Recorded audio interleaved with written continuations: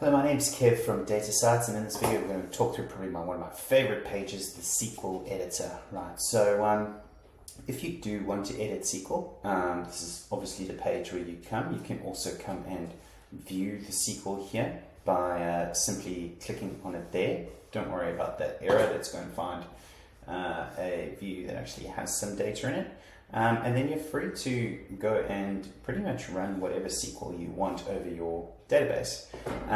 Look, as to then, so the key part is really, again, the context, right-click context menu, so you can see what columns on there. If I wanted to just select, we could do that, or by left-clicking. And most importantly, if we want to go and edit the SQL, we can come in here. Now, to edit SQL, if we wanted, for example, to get rid of this section, we said bank transactions is not important for this particular query, then we can come in here, click Alter View, and hit execute, and then it will say commands completed successfully. Now, if we went in again and view definition, that is all gone. So I hope that makes sense. You know, at the end of the day, it's your data, it's your asset. Please go and create the views you need to make your reporting more performance, scalable, and maintainable. Thank you very much. Cheers. Bye.